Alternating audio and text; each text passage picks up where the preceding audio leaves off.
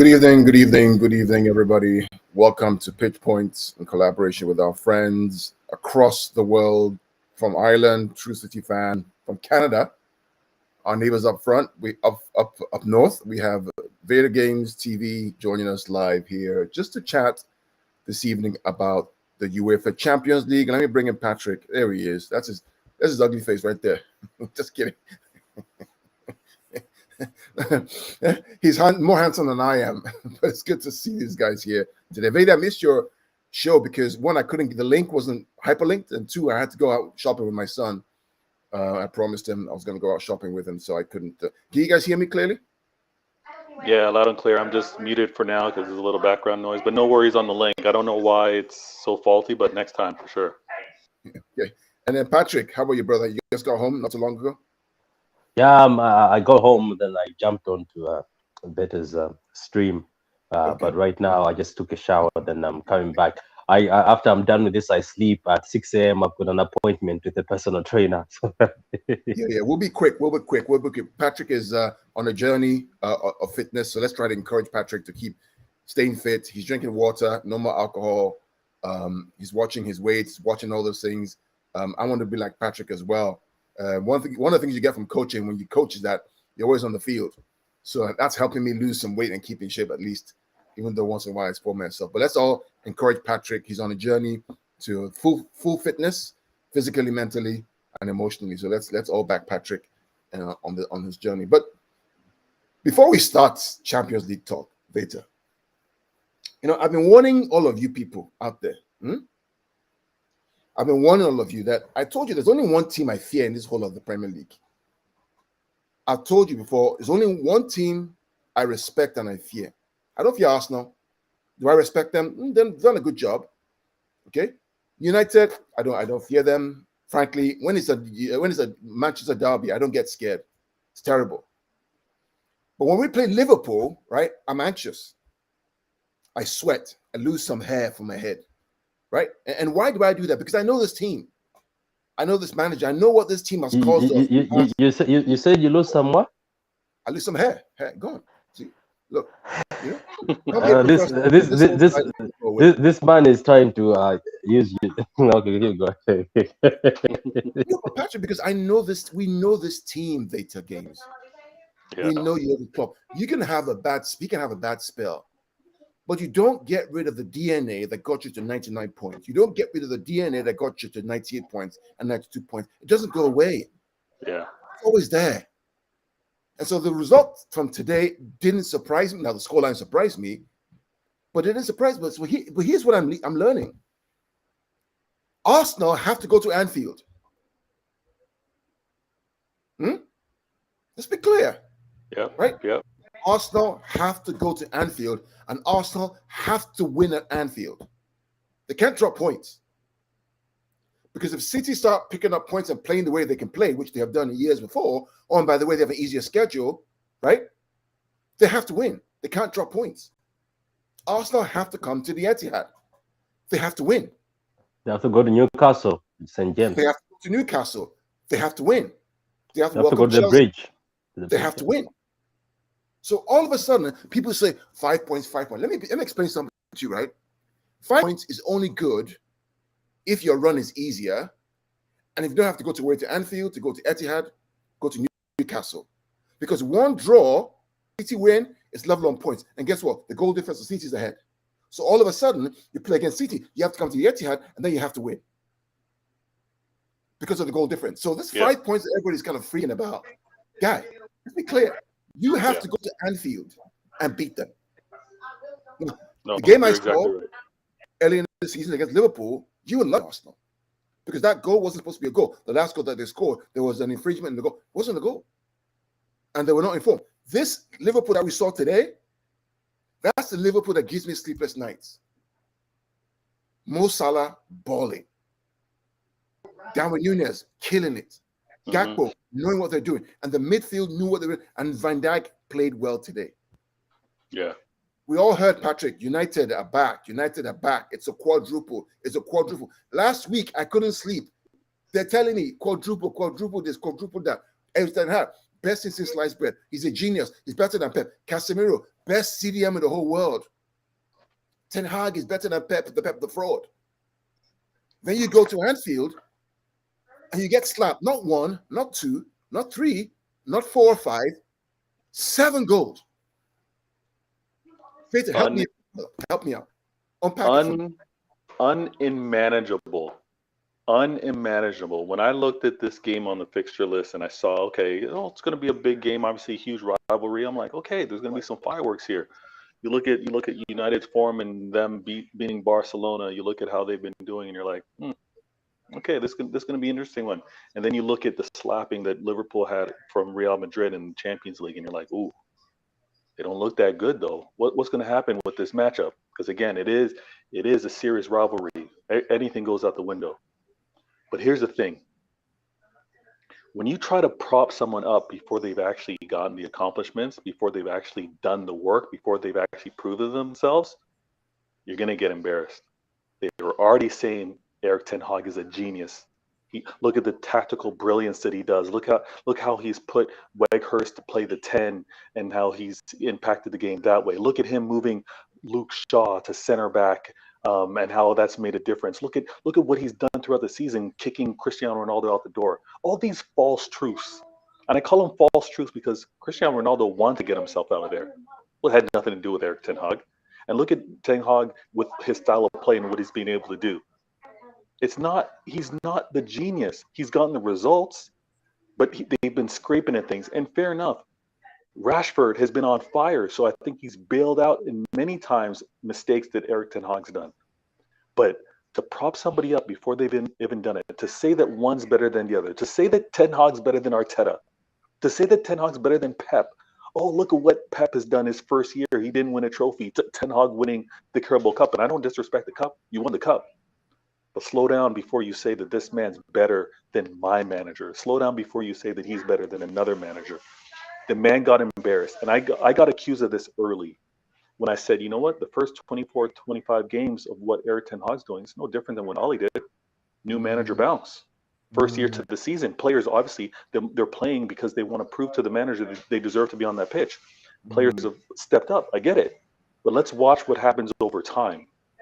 And at the same time, Ollie never got slapped, embarrassed, spanked over the knee, 7-0. Never. So United fans, I know you're not going to be you're going to be humbled maybe for 24 hours max, but none of us are going to let you forget about this 7-0. None of us are going to let you forget about it. I still remind them of why always me in our 6-1. This with Erik ten Hag, he's going to get reminded of this every time. Patrick, let's be clear, all right? I mean, they just said it all. I mean, since 1933 was the last time United got slapped 7-0. Be clear, since 1933. Not my father wasn't born then. My father's 81. Okay? He wasn't born the last time they got slapped 7-0. And the manager's supposed to be the next Guardiola, the bald fraud that that we're all, the guy who's gonna turn things around to the back. Nah. I didn't watch the game, to be honest with you. I'm going to watch the highlights. I came from work. I tried to beat the traffic and get to work. Then I had to do that thing I told you, I texted you about. Then I had to go pick up my son because he was at the thing. But I got a text from somebody because all of you guys were not saying it. You were not saying much in the group. But I got a text from one of my friends saying it's 5-0 at Anfield. I was like, no. I was like, stop joking, man. Stop making jokes. Then he said, actually, it's 6. Believe it or not. In Africa they say, if you want to look at the end, look at the past. If you want to look at the end, look at the past. And they also say that only a fool will not use his feet to check how deep the ocean is or the river is or the water is. These guys, they were so cocky. Anfield, at the end of the day, is Anfield. Everybody knows this. But I think it's not about the fact that Liverpool were great or amazing.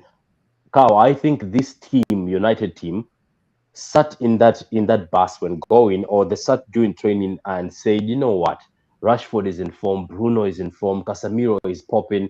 Mm, Guys, we're going to beat these guys. I bet in their head was we are going to beat these guys. I mm, think Ten Hag touched upon it because he looks like he's a serious man. Like, to be honest with you, I have no bad words about Ten Hag. You know me with my Ten Hag obsession. I thought when Pep is done, I was like Ten Hag. Then I found out he's older than Pep. I was like, ah, shit. I thought he was a younger manager. But he even said it that these people played as individuals and they played as if they thought they were going to come here and win. I think United thought they were going to win. I think they thought that it's easy, that not doing well. There's no way after the Madrid match. I think they saw the Madrid game. They said, you know what, we'll slap these guys. But they were surprised. It's Anfield, and at the end of the day, I think Klopp had a balance. He put the same exact team, I think, as he played against City, where he had Elliott for energy in midfield, yeah, and he got the balance right. And with the Anfield crowd, and I think the team being beaten by Madrid, I think the team was like, we're not going to be beaten by another big team, yeah, especially United. yeah. Um, 7 is a bit too much. I'm sorry. Park the bus. I told this to Liverpool fans when they've been beat by Madrid. I was like, don't you think sometimes it's good to park the bus when Yeah, a certain period, like Hey, park the bus? Guardiola parked the bus against Arsenal, at the Emirates and got a 3-1 Yeah, win. yeah. But I'm talking about when you're getting beat, Carl. Like when you're getting slapped, park the bus. Like park the bus. Put in, bench in somebody. Tell Fred. Fred is good at fouls and whatever. Bring them and say, guys, he's an extra defender. We're getting ripped apart. Just park the bus. I will take the 5-0 or take 7 is a bit too much. And you know what? I am not happy about Pep because Pep, I think, felt bad. He keeps feeling bad for teams. I think if Pep never removed Haaland, Foden, De Bruyne out of that team game at the Etihad, and they never brought in Akanji, sort of subbed and the mixed jar. I don't know, no, but not Akanji, somebody else. He wanted Yeah, other people to play. I yeah, think that game could have ended 10-0, but it yeah. could have ended 10. But you know what? They got what they deserve. They were talking too much. They were saying quad. I remember I sent a voicemail to the chat. One of the guys was saying they're gonna win the quad. So I mean, there's a point here that Etty Deutsch says the Liverpool game will be tight to set between men. I agree with this. I think, and I've always said this. Do I fear Arsenal? No. Am I scared of United? No. The one team that I respect a lot of all the teams right now is the Liverpool. I don't care if they are not playing well in one season or other. This team, we know what we've gone through with them. We all know each other. We know what we've gone through. When they meet, it's a heavyweight fight. And in a heavyweight fight, somebody always gets hurt. Both players get hurt. We are boxing heavyweights. Both boxers get hurt. It's just who outlast each other. It's just a moment. So we know how this team plays. So this game in April, we also have to go to City, Liverpool, and have to go to Newcastle within 3 or 4 weeks. It's going to be a decider, and they're all away. So it's going to be a very, very difficult game for both teams. And I keep saying it. Let's wait and see. For us, the next game, Palace away, is critical. We have to win that game, Patrick. I know you're going to talk about it next week. We got to win that game. Win that game, win the Berlin game, go on international break, come back, and then bang. yeah, you know, Christopher is Southampton away, Christopher is away, and Spurs away. It's always on my magazine. It's on my newsletter. So this time, I think this time they'll take it seriously because don't forget when they came to the Etihad, we allowed them. We sort of let them into games. I think this time, without Zaha, they're struggling and they're struggling to score regardless. I think we have to go there for minute 1 and rip them apart. But anyway, so what UCL games do we have? It's Dortmund, Chelsea. From our friends here, Pardo Oaks, Brea. I think United just finished up 4. That's truly amazing, embarrassing, wonderful. The biggest loss for them since the league since 1931. Yeah, it's incredible. It is incredible, Brea. Thanks for joining us. Let's talk about Champions League just real quick. So there's some games this week. We know all these games. I'll share my screen real quick so we can talk through those games. Let's pull this up. Let's pull this up. Here we go. So Champions League is on Tuesday and Wednesday. The first game here, the only game I'm going to watch on Tuesday is Chelsea Dortmund. Patrick, how do you see this game, brother? How do you see this game? I don't know. This is a very unpredictable season, especially for the Premier League teams. I know Chelsea and Spurs are both behind, but some of these teams have nothing to lose right now, Carl, and the team, when they have nothing to lose or they know they're not going to fight for anything, I think they'll throw all their eggs in this basket. The only difference between Chelsea and Dortmund is more organized. I've seen they've improved according to organization. Yeah. The 1-0, I think, if Dortmund gave them a 2-0 or a 3-0 or 3-1, I think would have been better. But a 1-0 is very dangerous. And regardless who Chelsea are, I don't know, Carl. Something in the back of my head is telling me this is when one of those situations where I saw Raheem, he came back, he was doing amazing. Him and Joao Felix were combining very well. I just look at that Dortmund team, yeah, they're very structured. But I have a feeling when I saw the game against Leipzig, they also seem to be like a team that can be good at Dortmund. They seem to be good, but they're not good enough sometimes to control games. I don't know. If I was to give you a prediction, I have no idea. But because it's at Stamford Bridge, I think with the pressure that we can't get out of the Champions League with the players they have, I think they might beat Dortmund. I think this is where Chelsea surprised Dortmund. I think Dortmund should have killed Chelsea at Dortmund. They shouldn't have allowed this 1-0. I just have a feeling that Joao Felix, regardless how he is, that he's in a team that's bad. I think they're going to turn up. I think they will turn up. But knowing that somebody sent me a message that Silva is injured or something. Yeah, they have a lot of players. They have Silva injured. They don't have Badia Schiller as a centre back because he's not in the Champions League squad. They don't have Aubameyang because he's not in the So there's some misses of players. Look at the last game they played. Look at the way the game went. So the green is Dortmund.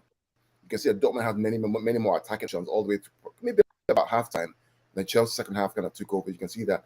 But for me, this game is Chelsea should win, but they have to score more goals. And recently, against Leeds United, they couldn't score one goal. And we know that Dortmund are way better right now. They're probably second in Bundesliga. They're way better than Leeds. Brandt is very good. Is it Brandt or Julian Brandt or something? Yeah. I mean, Julian Brandt's going to be there. Marco Reus is going to be there. Jude Bellingham is fit. Yeah, Jude Bellingham is going to be there. This guy, Sally Ojan, he's pretty good. Is it Khan or Shan scored a very good goal? Chan is quite. What they're going to do, in my opinion, on Tuesday, they're going to park the bus and counter-attack. That's what they're going to do. That's what remember when they played us in the Etihad? That's what they did. They literally just sat back and tried to hit us on the break. It was when they tried to open up towards the end to get a goal, they were sucker punched by Erling Haaland, if you remember. And it was a last-minute goal that Erling got to Cancelo passes the ball to Erling Haaland, and he jumps up in the air and uses his foot to kick the ball in the net. It was a last-minute desperation goal. If not, we're talking about 1-1. Yeah, that's fair. So they're not that bad. Yeah, they're not bad. They're actually a good team. I mean, apart from they're actually probably better than Leipzig at this moment. They haven't lost a game in 10 games. They've won every game since the beginning of the new year. Yeah, they've won 10 games in a row. I just feel like sorry, Vader. I just feel like they should have killed. It's one of those you should have killed me when you had the chance situation. Yeah. Anyway, go ahead. Vader. I was just gonna say, I think there's gonna be a lot of hero ball for Chelsea in this game. I think because they got so many stars. I think because they're going to be playing at home. I think a lot of them are going to try to make their mark, and it's going to be a matter of one has been a team built to be a team, and another one's been a lot of players put together trying to become a team. I think Chelsea, obviously, they have tremendous talent, but they're trying to figure it out. Like you said, they have certain players that are registered to Champions League that they've been finding success in the league, and they don't have them available. So it's gonna be tough. I think it would suit for a good game for Dortmund if it was back and forth. But if it is going to be let's try to catch them on a counter, I think it might be a little cagey, and I don't see Chelsea keeping a clean sheet, and it could be a 1-1 draw. Is kind of like the number that I'm seeing right now. I know they play on Tuesday, but I'm seeing like a 1-1 draw for some reason, and obviously because of aggregate, Dortmund would advance. But yeah, it's gonna be a tough one to call. I mean, Etty Deutsch says this year was written for us. I believe so, my guy. Very if you recall at the start of the season, I think, in my opinion, I could be wrong. I think this year could be special for us. Could be special. So much you're playing for this year, and we have this killer in the box who has moments where brilliant, where out of nothing he creates thing. Yeah. We'll see what happens. 04 also they Dortmund best beat Leipzig this week. He did, and they played them. You know the funny thing about that game, the Leipzig versus Dortmund game. First half, Dortmund were all over Leipzig. I mean, literally, we were running them again. Should have beaten 2 or 3 goals up. The second half, they began to park the bus, and then began to struggle, right? Because Leipzig now gained the advantage. Now began to dominate the game in all the areas. But Dortmund first half, Leipzig couldn't live with them. Wow. Which I found very interesting. Which means that it was so bad that Rose of Leipzig came out in an interview and said, "We need to start games when we start the second half. Okay. That we cannot start games in the way we played the first half.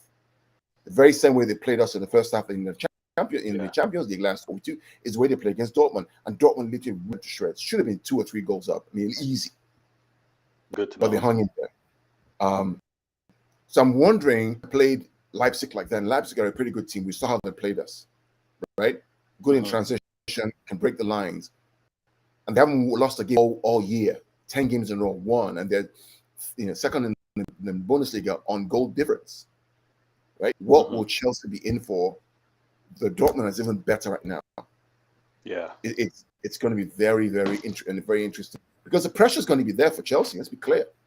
They have to perform, Patrick. I mean, they have to. I know Potter got his win. Go ahead, Patrick. Oh no, go ahead. Go ahead. I'll go next. I'm just filling up the kettle. Go ahead. Yeah, I know Potter got his win league play, getting that 1-0 win over Leeds, but there's still going to be the same cloud over his head with regards to the fan base and their expectations. So he's going to feel it, and then also and I know the club's not going to really feel this, but there was a lot of negative talk with regards to the Premier League and their performances within Champions League. But you judge that over 2 legs, and they're playing at home.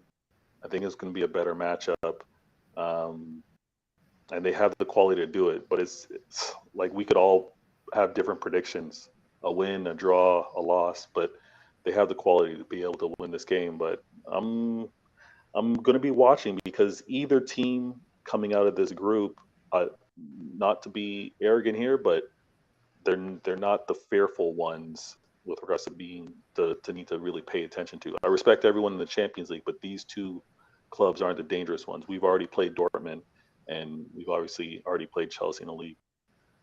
You know, the funny thing is, you talk about teams in the UCL that are dangerous. But one of the reasons why I'm kind of happy that Madrid did what they did to Liverpool is because of what happened today against United.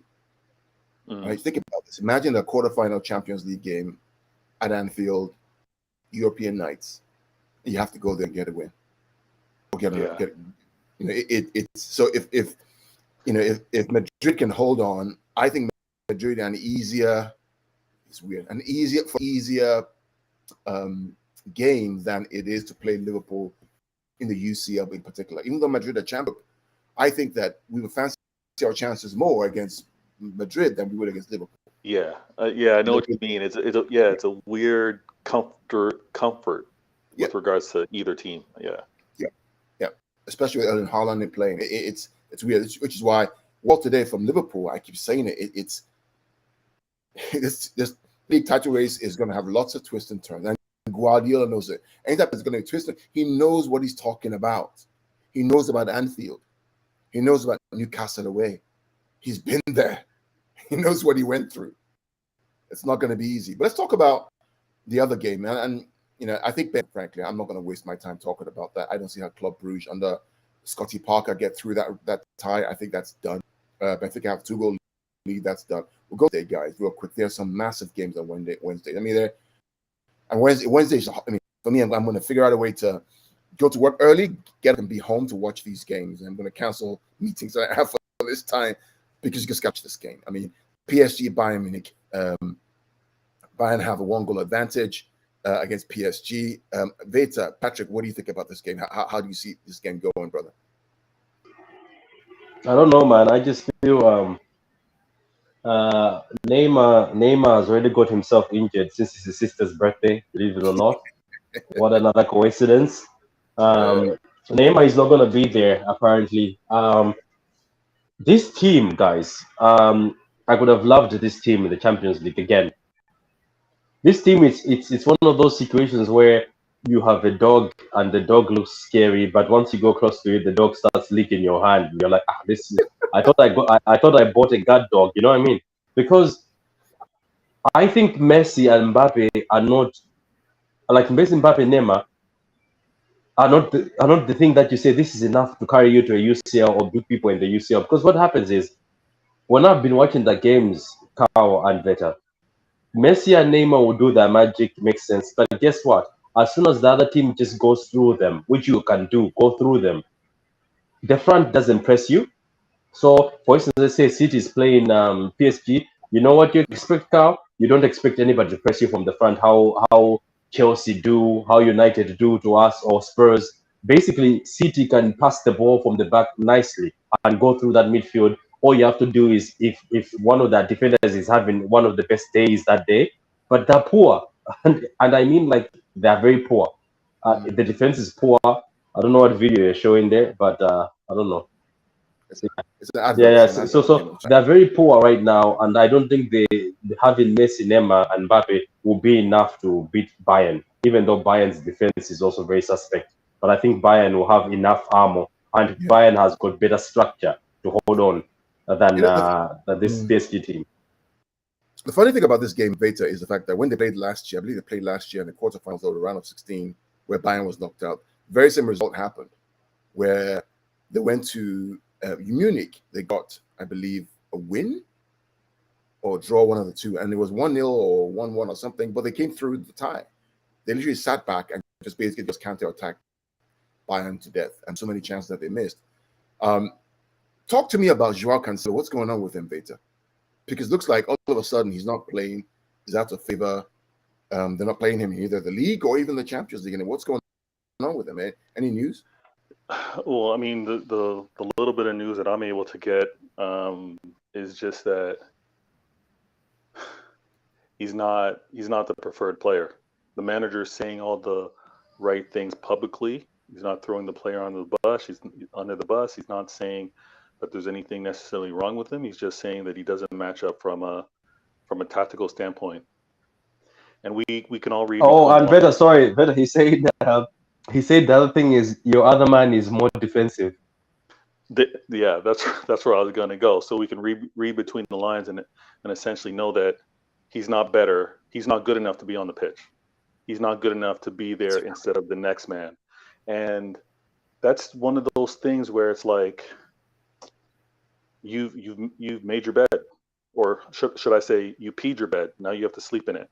He did the wrong things when he was over here. He got sent up for whatever reasons, and at the same time, it was done in a way where it's like, we're going to give you the rope. If you choose to hang yourself, you're going to hang yourself. And he was sent over there. He's not good enough, and that's plain and simple. I love the fact that our manager, making a difficult decision, knowing the limitations we have, maybe squad wise, maybe by position, said, my locker room harmony, my players all needed to be on the same page. I don't want someone whispering, talking under their breath, not being with the same vision.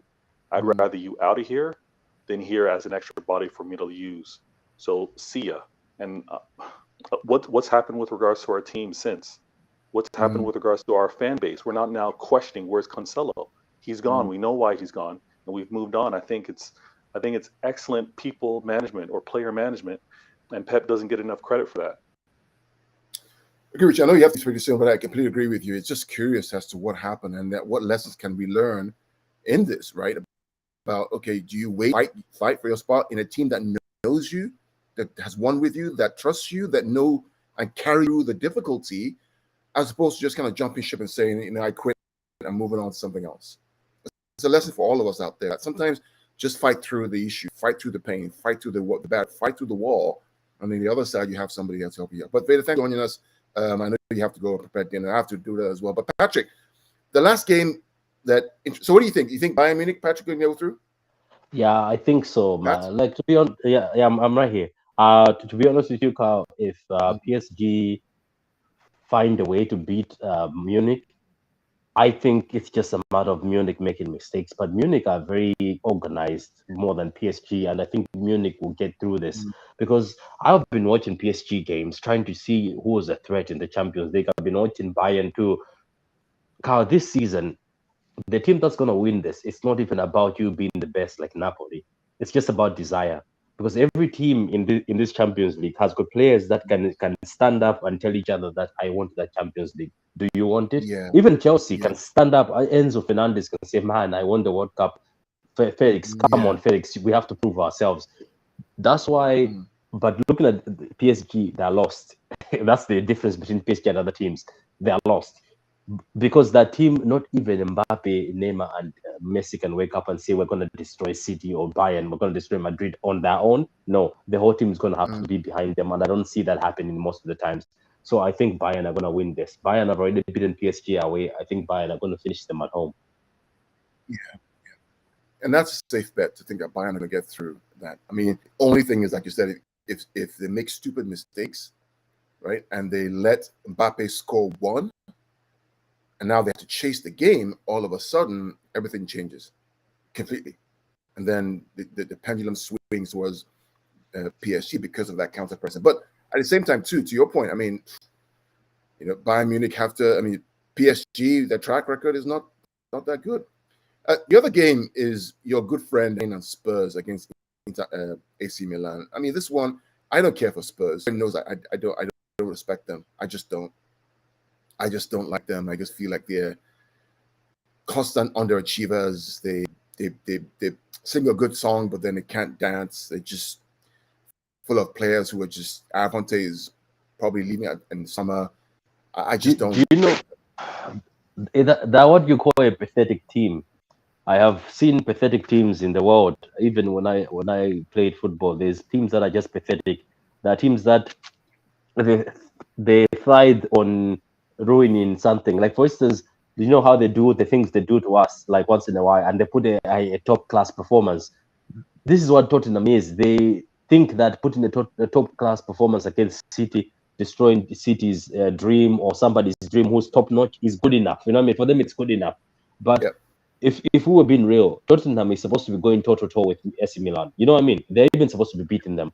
Like these people this team. I know you're saying that bad, but I think it's not that bad as players themselves, as skilled players. I think it's personality, it's character. I think they just don't have the cojones to do something. Because Kane, how many Champions League has Kane been and he doesn't show up? It's actually Son who shows up in these Champions Leagues.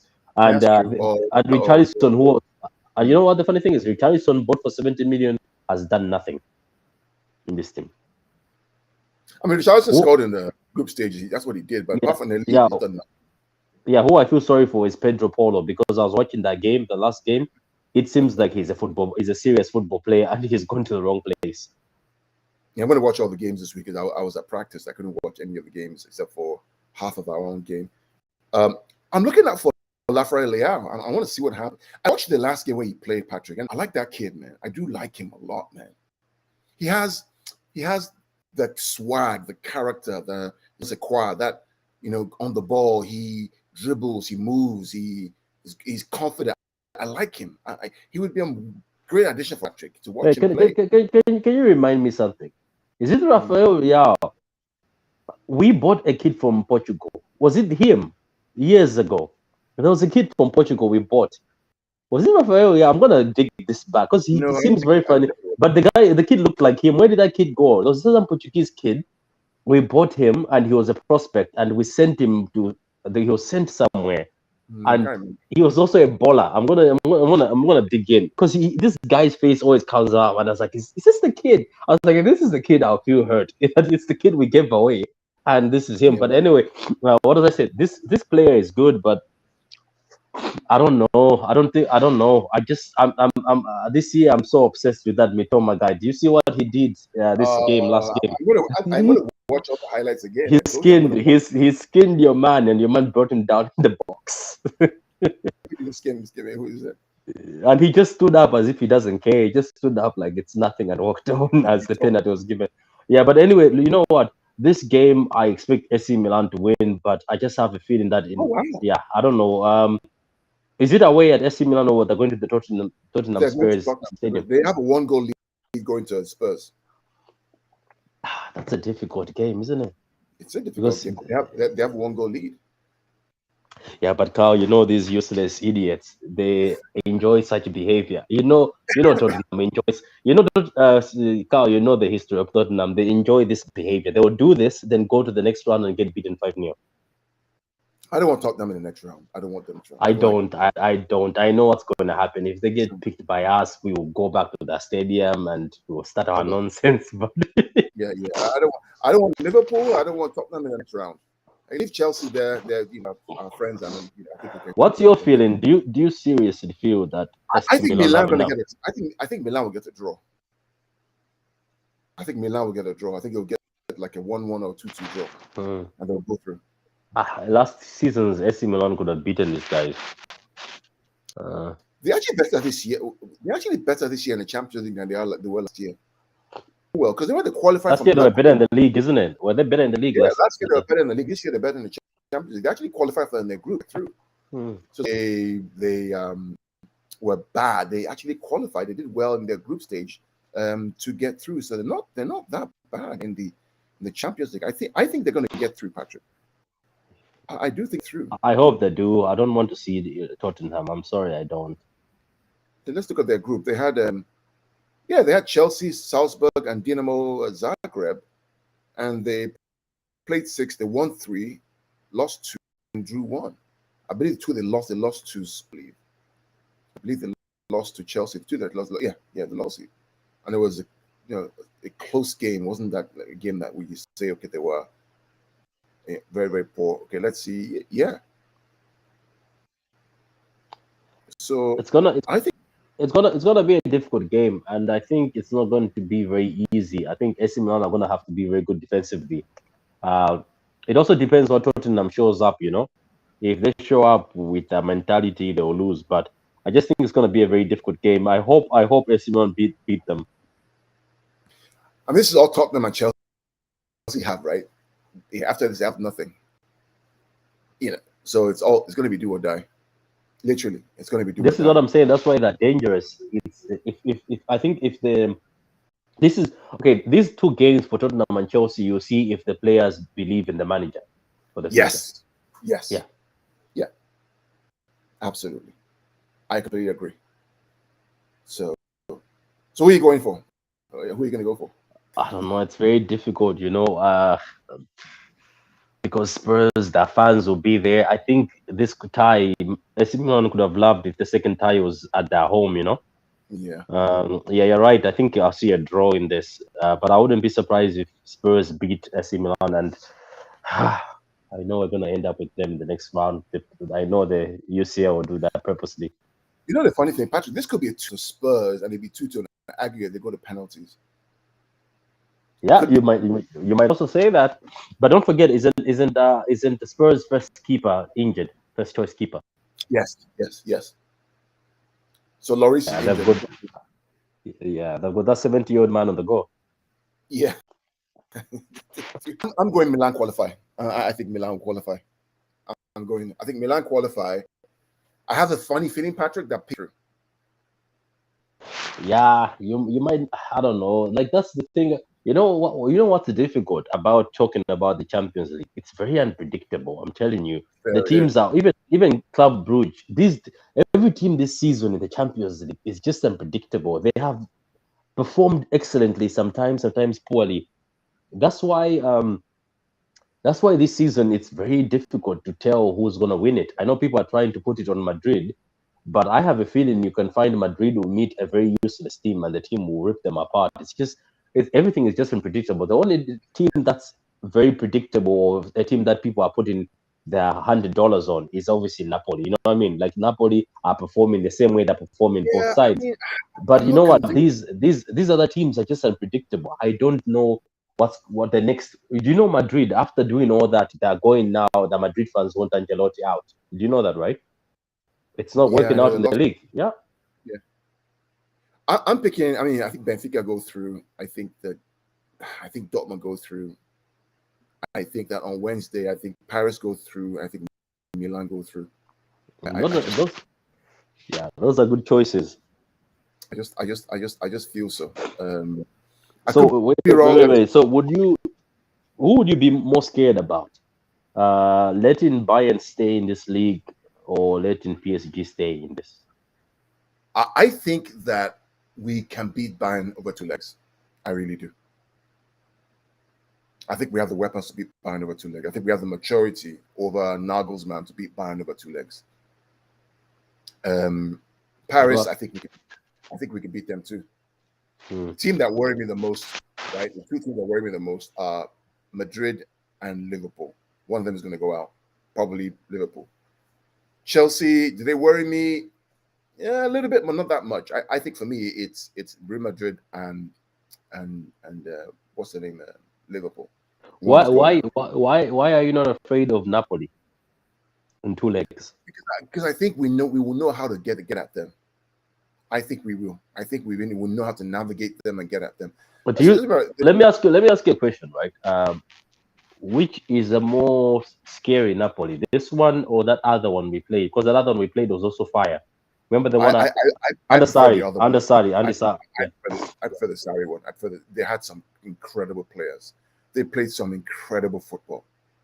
I mean, and that was our incredible year where we had 17, 18, where we literally tore the whole Premier League apart. I believe it was that year. Was it that year of the year or 18, 19? And we beat 18, Napoli 19. away. We beat Napoli away 5-2.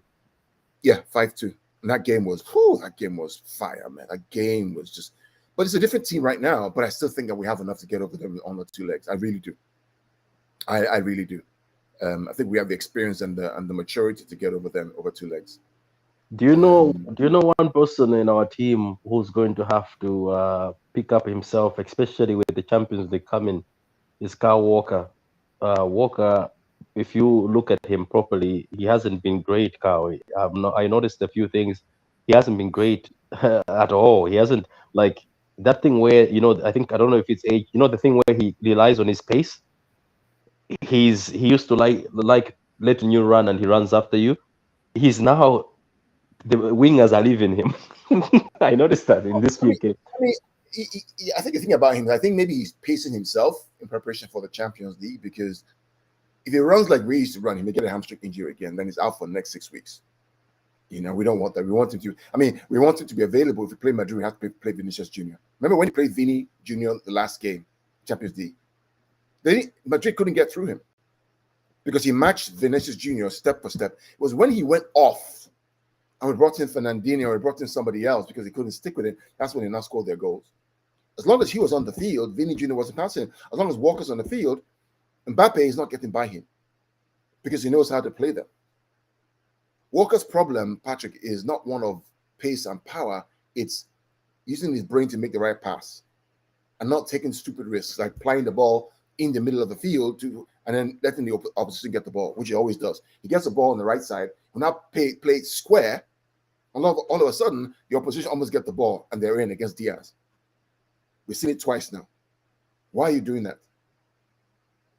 So it's and Rico Lewis is better than him on the ball, right? Building up play on the ball, going centrally, connecting with De Bruyne or Mahrez or Foden. Walker's better, but in terms of Rico's better. In terms of pace, Walker, I mean, we just have to have him back there. It developed Deep Blue Sea. This is what I keep saying, that there's certain elements that need to fall in place. This is the reason why for the past few weeks I was talking about Foden. You definitely need a fit Foden, a sharp De Bruyne, and a fit John Stones and a fit Walker for you to win. And now I have started adding a fit Diaz. Okay, so it's Walker, Diaz, Stones, Foden, and De Bruyne. You're done. Okay. Yeah, Ake. But I'm saying you need you. But the reason why I keep talking about Walker is because most of the wingers from that side, isn't it, are dangerous when you look at the UCL. But also, it's just that he sometimes covers more ground. If you get John Stones fit and you keep De Bruyne sharp, I know Rodri and them, but I'm just talking about some elements that these are the people who that today somebody's going to get destroyed. So Walker, believe it or not, whether we like it or not, guys, he might be the most important tool especially when it comes in the Champions League against people who are very tricky and fast. But anyway, agree. we hope for the best, and I hope Bayern beat PSG, but I wouldn't mind both. Look, at the end of the day, Carl, we've all said it from the beginning.